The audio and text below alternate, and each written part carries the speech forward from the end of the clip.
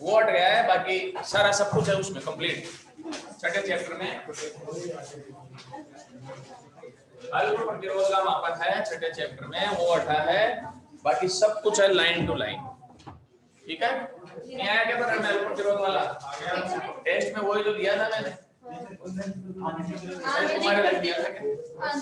Sir इसमें विभम बापी के अनुप्रयोग भी हट गए ना। अरे अनुप्रयोग में से वो हटा है केवल एक, अनुप्रयोग हट गया तो पाठ बचा ही क्या?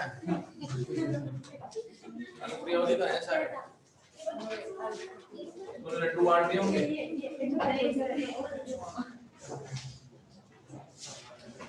चलो जी भाई,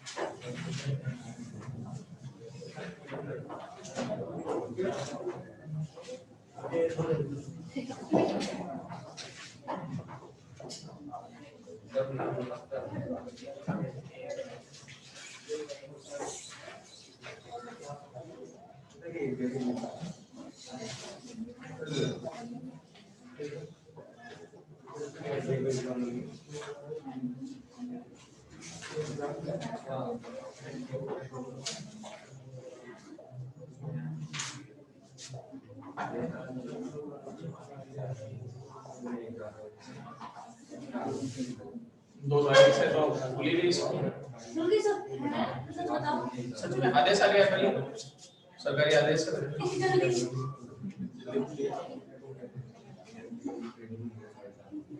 दो तारीख से।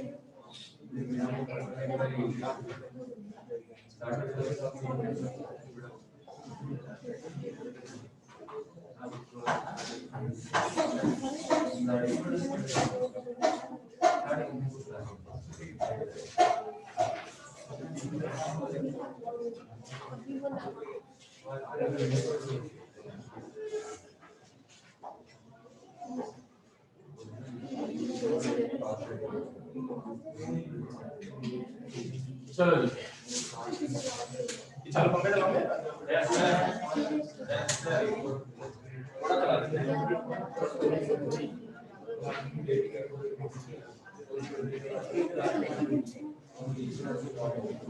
हम कर क्या और चलने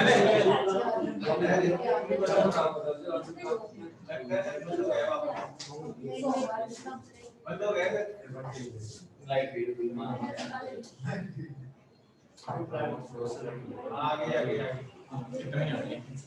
हाँ जी भाई, देखो सबसे पहले तो अपन चलते हैं भाई, टॉपिक जो है थोड़ा सा टिपिकल है भाई, कॉम्प्लिकेटेड तो है, ट्रांजिस्टर आसानी से समझ में नहीं आता है। इस पार्ट में सबसे ज्यादा कॉम्प्लिकेटेड टॉपिक ट्रांजिस्टर के ही माने जाते हैं। डायोड के टॉपिक तो सरल है, ज्यादा दिक्कत भी नहीं आती है, निर्दिष्टकारी वगैरह है वो भी सरल है। सबसे पहले अपन चलते हैं संधि ट्रांजिस्टर, ठीक है ना। वीडियो क्लियर नहीं है? वीडियो क्लियर तो आ रहा है यहाँ पर तो। अरे आलोक के अलावा और किसी को भी है क्या दिक्कत? प्रियंका वीडियो क्लियर है क्या? विकास, अमन वीडियो क्लियर है क्या? एक बार मैसेज कर देना।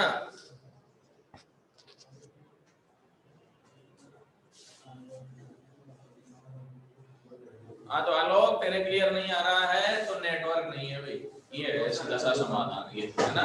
भारत सरकार का ये निर्णय है, नेटवर्क आउट ऑफ नेटवर्क है। चलो आगे बढ़े। सबसे पहले तो अपन चलते हैं ट्रांजिस्टर किसको कहते हैं। देखो डायोड शब्द बना है दो से, तो उसमें दो अर्धचालक होते हैं, एक पी होता है, एक क्या होता है, एन होता है। ट्रांजिस्टर बना है ट्राई से, तो इसमें तीन अर्धचालक हो जाएंगे अपने पास, ठीक है ना। अब तुम बोलोगे भाई अर्धचालक होते ही दो ही हैं, तो फिर डेरिवेशन होगी। वो उसमें जो है ना, या तो दो पी प्रकार के हो जाएंगे या दो एन प्रकार के हो जाएंगे, तो कुल मिला के तीन अर्धचालक यूज में लिए जाते हैं। ट्रांजिस्टर तो बाद में कहने लगे हैं, पहले इसको ट्रायोड कहते थे भाई। क्या कहते थे इनको? ट्रायोड। तो ट्रायोड का मतलब तीन अर्धचालक होते थे। अब अपन चलते हैं, जो संधि ट्रांजिस्टर है उसका आविष्कार सोक्ले और बाल्टिन ने किया था, वैज्ञानिकों के नाम है, उन्होंने इसका आविष्कार किया था, ठीक है।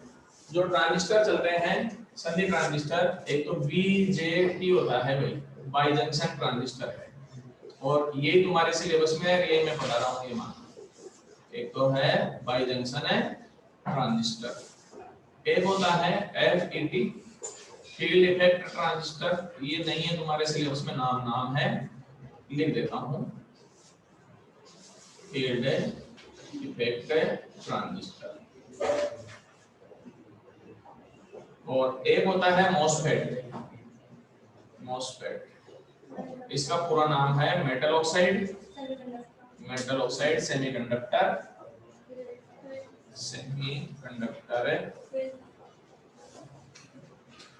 बाकी ये field effect transistor, metal oxide semiconductor field effect transistor. एक होता है एफईटी फील्ड इफेक्ट ट्रांजिस्टर, एक होता है बीजेटी बाई जंक्शन ट्रांजिस्टर। अपने सिलेबस में बाई जंक्शन ट्रांजिस्टर है, वही पढ़ रहे। हिंदी में द्विसंधि ट्रांजिस्टर हो जाएगा। इसका मतलब कितने संधियां होंगी इसमें? दो संधियों का निर्माण हो जाएगा, वो कोई अपन चलेंगे। सबसे पहले आते हैं ट्रांजिस्टर की परिभाषा कि ट्रांजिस्टर कहते हैं किसको है? संधि ट्रांजिस्टर।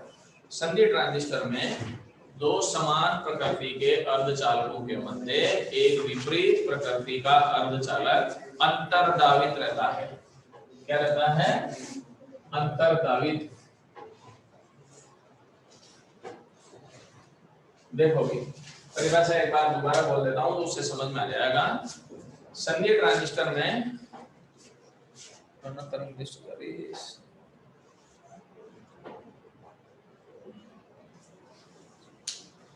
हाँ भाई, बाद में देख लेंगे, एक बार रिवाइज करेंगे ना विनोद, तब करा देंगे पूर्ण तरंग दृष्टिकारी।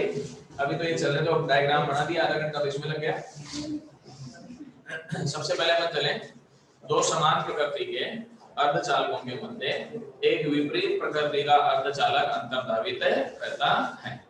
अंतर्धावित को अंग्रेजी में बोलते हैं सैंडविच्ड, और सैंडविच का मीनिंग आप जानते ही हो, है ना। सैंडविच का मीनिंग है कि दो ब्रेड के बीच में आलू भूंस दिए, तो आलू की हालत खराब है, आलू दबा हुआ है अपने पास, है ना।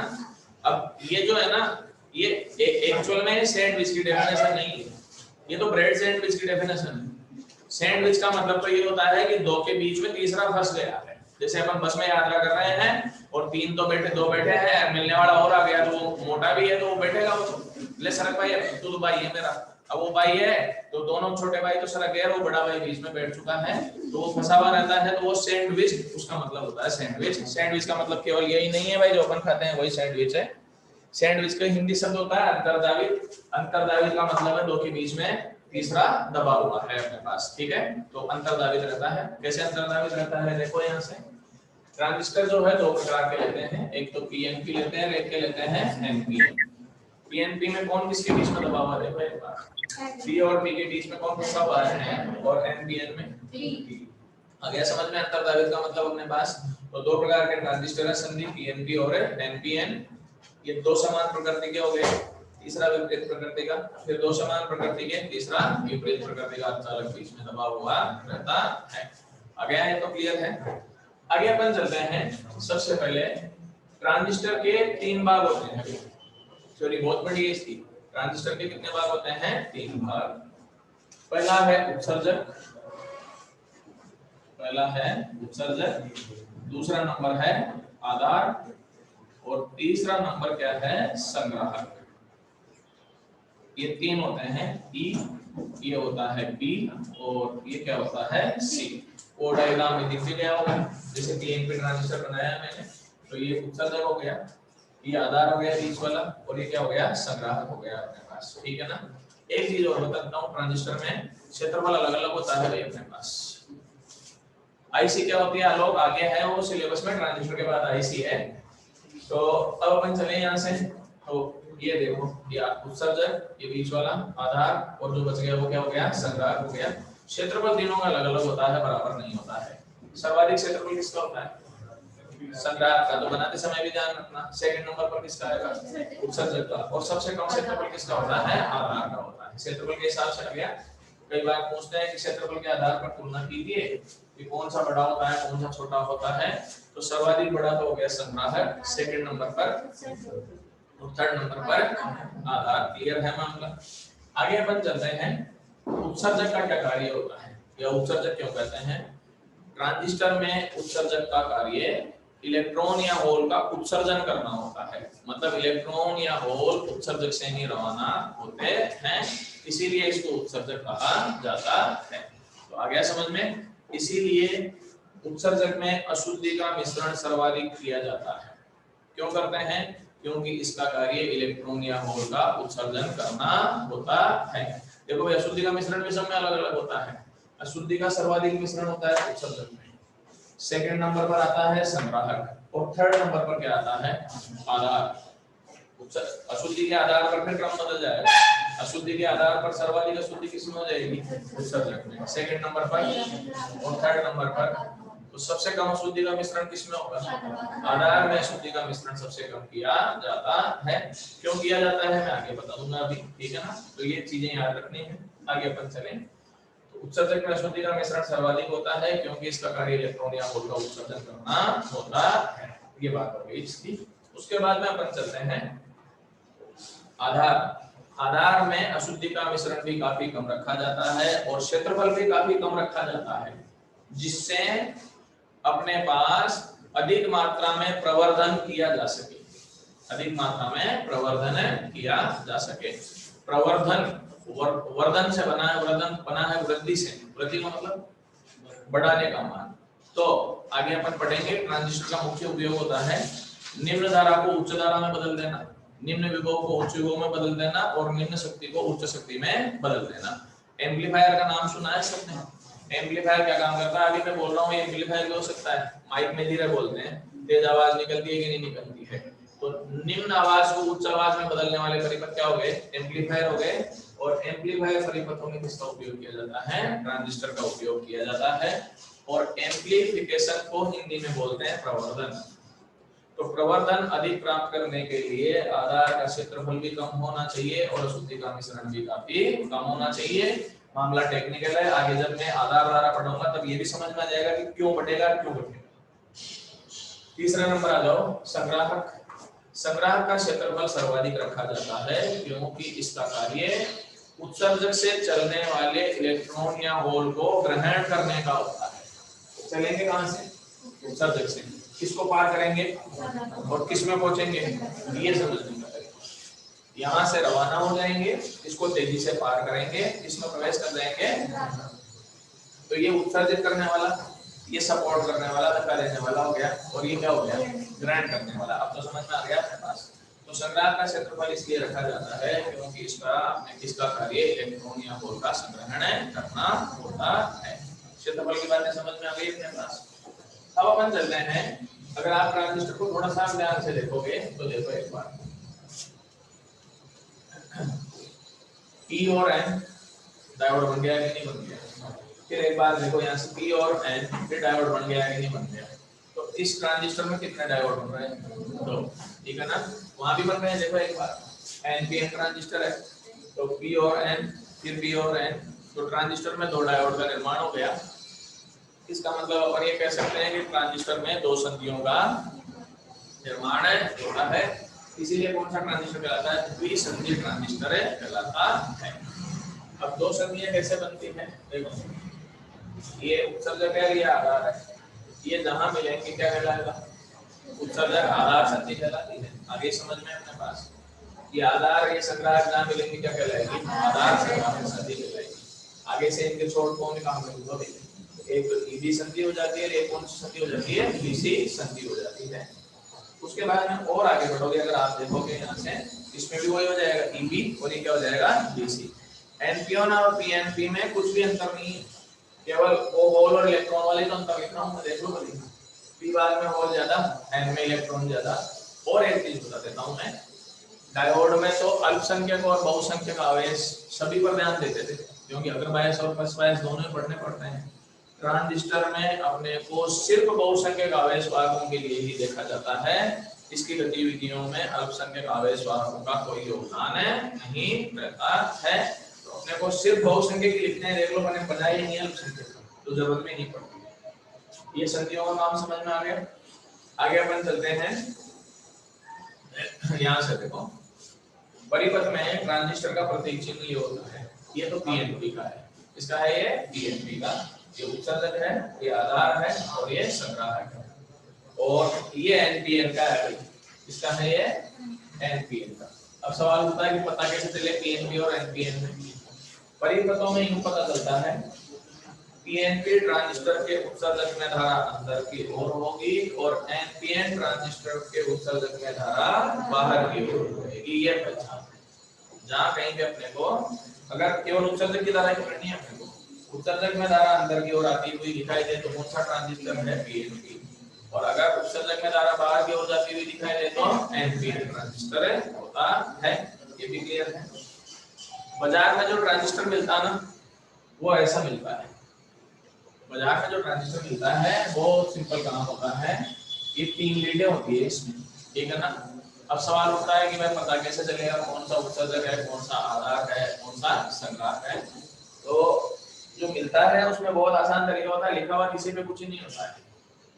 एक लीड पे निशान लगा दिया जाता है छोटा सा, या तो लाल रंग का निशान लगा देते हैं या फिर उसको प्लाई होता है ना, ग्लास होता है ना, उससे दबा दिया जाता है, वो दबा हुआ मिलता है। तो जहां पर निशान पड़ा हुआ है वो तो संग्राहक है, इस पे निशान लगा हुआ है वो क्या हो गया, संग्राहक कुर्सी हो गया। जो बीच वाली लीड है वो क्या हो गया, आधार हो गया, और जो बच गया वो क्या हो गया, तो एक निशान से तीनों पकड़ में आ गया, ये नहीं आ गया। तो ये अंदर शुरू करता है कि जिसका निशान लगा हुआ है वो संग्राहक है, बीच वाला जो है वो क्या है, आधार है, और जो तीसरा बच जाता है वो क्या रहता है, अपने पास है उत्सर्जक रहता है। क्लियर है मामला, ये भी सर्किट भी समझ में आ गया अपने पास, यहाँ से यहाँ तक भी हो गया। अब एक बार ऑनलाइन वाले भाई स्क्रीनशॉट ले लो बेटा, फिर आगे बढ़ेंगे। हाँ छोटा सा होता है, इतना सा बॉक्स टाइम होता है, 3 टाइम जिसमें और ट्रांजिस्टर, बहुत आसान तरीका है। और किसी में 3 लीड और 3 लीड,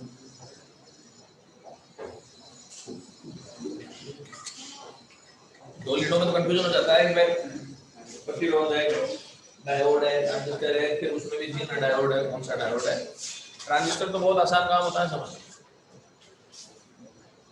चलो जी भाई,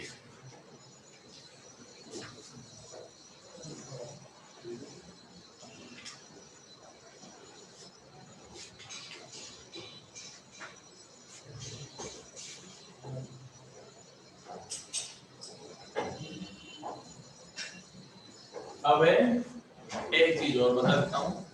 कई बार ये पूछा जाता है कि ट्रांजिस्टर जो है 2 डायोडों से मिलकर बना हुआ माना जा सकता है ना, क्योंकि 2 संख्याओं की नहीं होती है।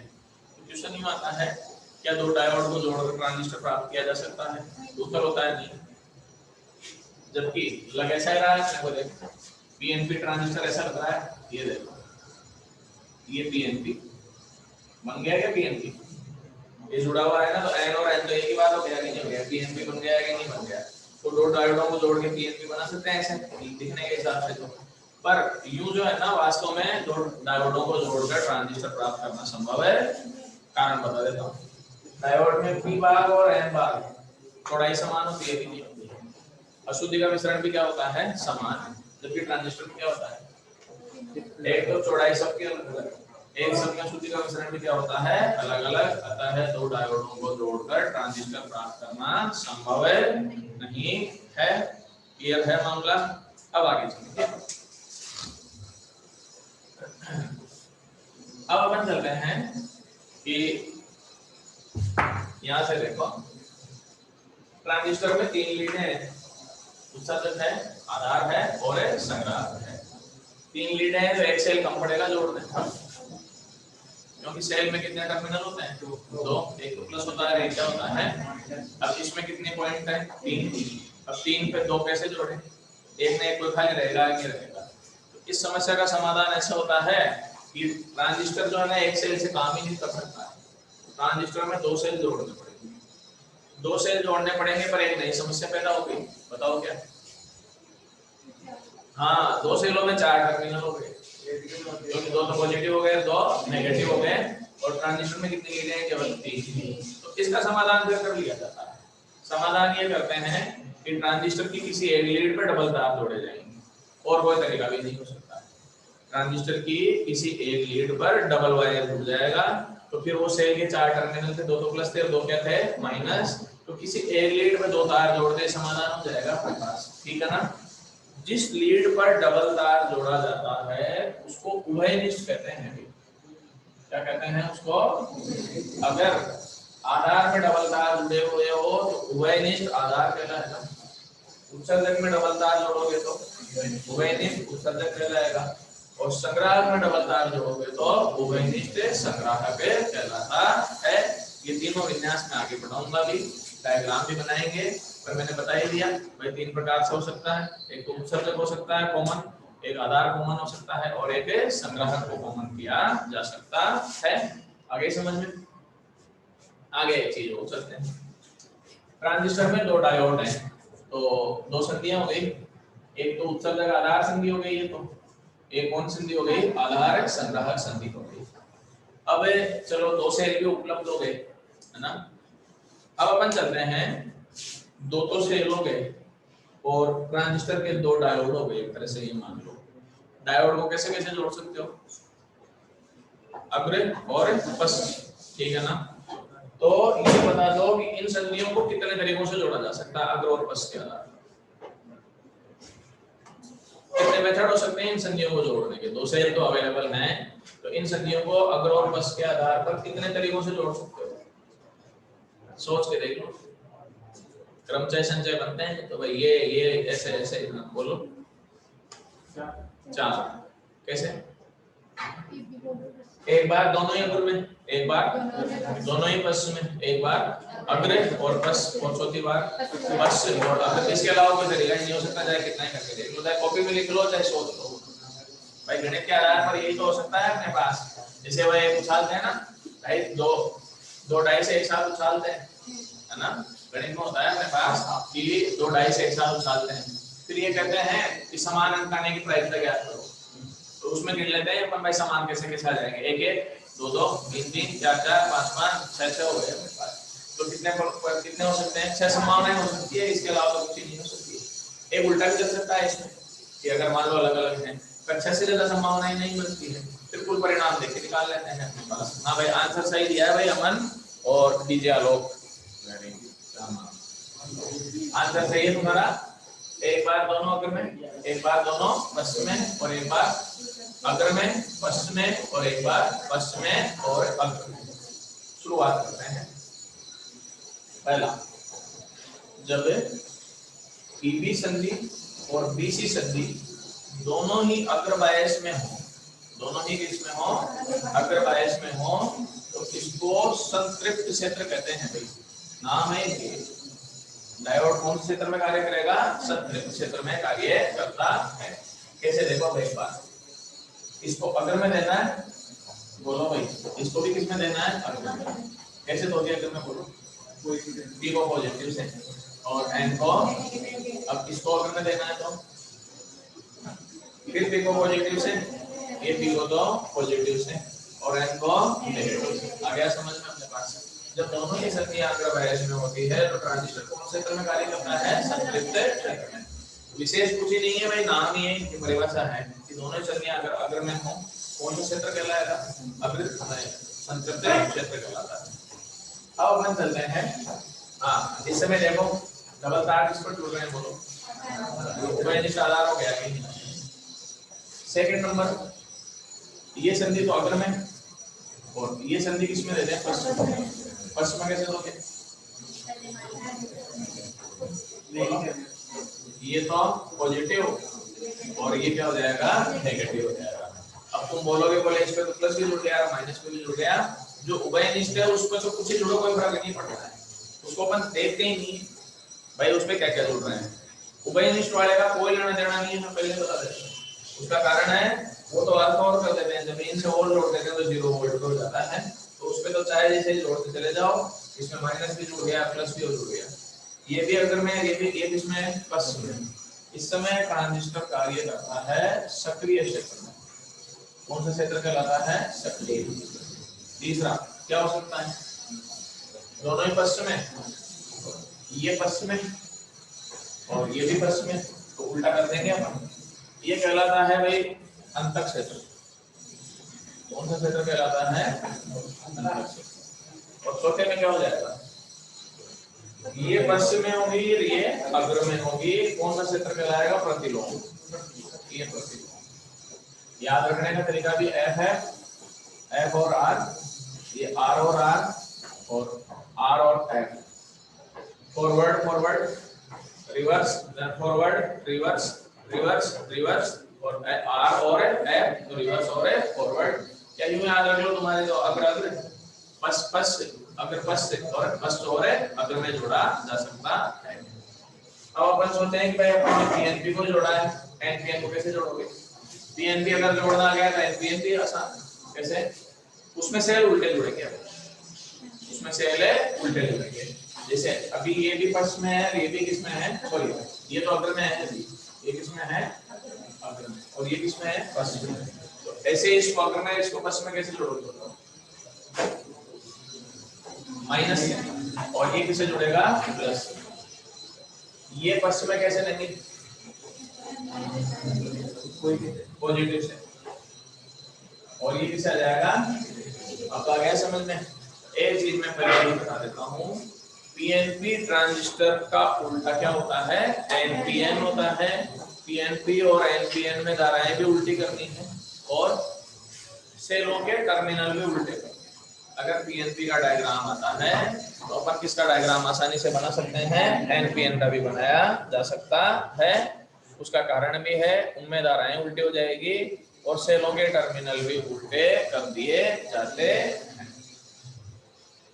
चलो जी,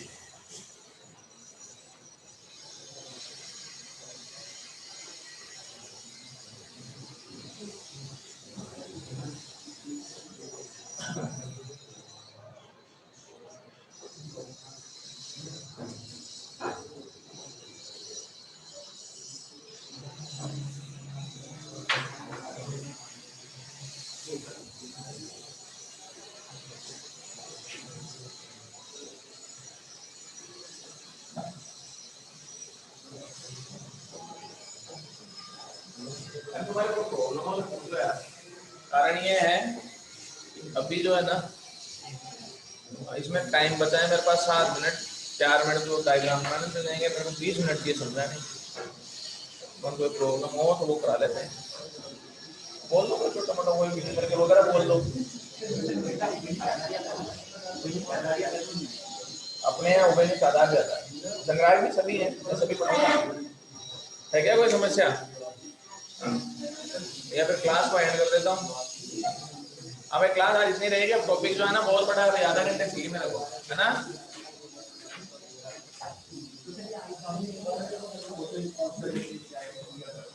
अरे फोन तरंग डिस्ट्रारी भैया विनोद, मेरे को डायग्राम बनाने में समझाने में फिर वो 8 मिनट में नहीं होगा, मेरा कुछ नहीं हो पाएगा।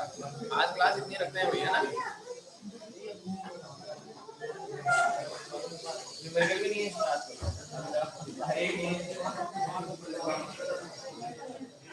आगे कौन सा है? एक करा देता हूँ। हाँ भाई, पेज नंबर है 388 और उदाहरण नंबर 16.3 करा देता हूँ। विजय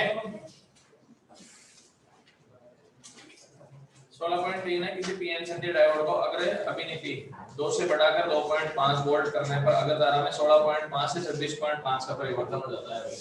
ये एग्जांपल है 16.3 इसमें ये दे रखा है 2 वोल्ट हैं, 2.5 वोल्ट बता दिया वीएफ का मान। तो डेल्टा वीएफ कितना हो गया है 2.5 माइनस 2 0.5 वोल्ट हो गया।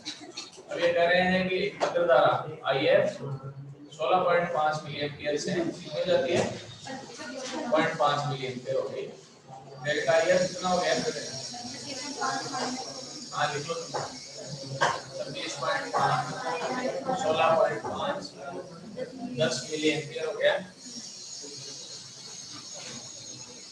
इसको बड़ा कर देते हैं 1 मिली एम्पियर में कितने एम्पियर होते हैं ये बता दो।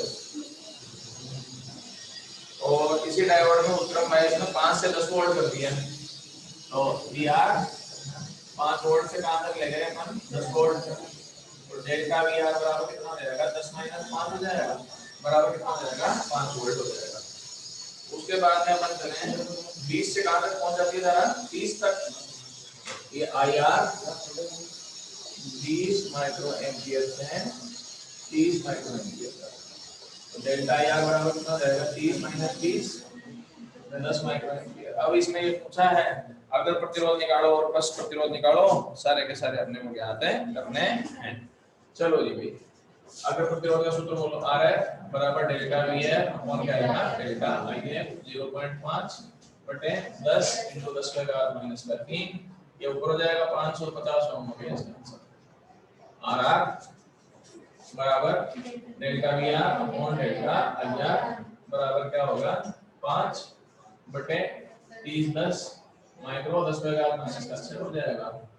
ये 10⁻⁶ से काट दो ना 5 × 10⁻⁵ ओम आ गया ये लो हो गया भाई क्या टाइम पास करेंगे ये तो सवाल चलता है तुम ही कर लेते।